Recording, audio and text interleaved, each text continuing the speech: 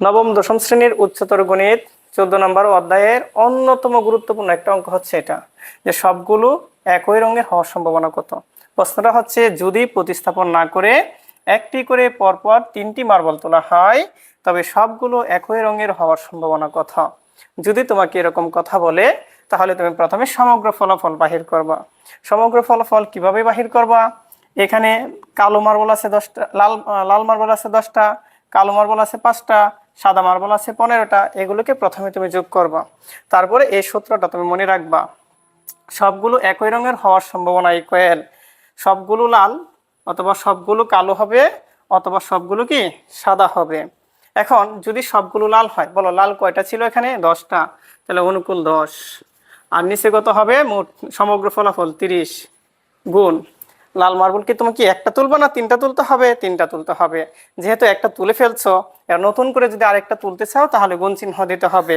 এখন একটা তুলে ফেলার পর লাল ছিল 10টা, এখন থাকবে কয়টা? 9টা।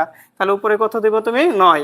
আর এটা কি শুধু লালেই কমছে না মোট থেকে 1 কমে গেছে? মোট থেকেও 1 কমে গেছে, এজন্য নিচে কত দিবা? মোটের থেকে 1 কমাইবো। 29 ছিল, হয়ে যাবে কত? 29।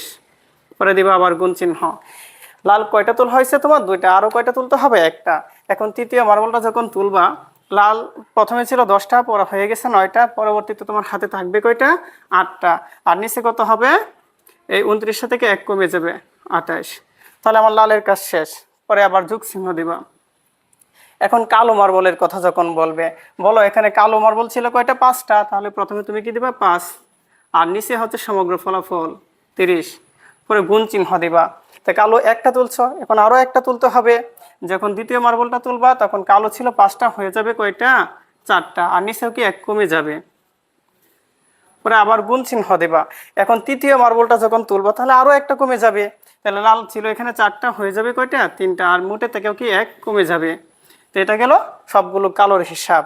তারপরে যোগ চিহ্ন দিবা। এখন সবগুলো যখন সাদা বলবে, বলো সাদা কয়টা ছিল? 15টা। তাহলে উপরে দিবা কি? 15। আর নিচে কত দিবা? মোট 30। পরে গুণ। আচ্ছা, কালো মার্বল কি সাদা মার্বল কি একবার তুলবো? না। এখন যখন দ্বিতীয়বার তুলবো তখন তার একটা কমে যাবে। তার ছিল 15টা, হয়ে যাবে কয়টা? 14টা। আর নিচে কত হবে? মোটে থেকে 1 কমে যাবে, তাহলে হবে কত? 29।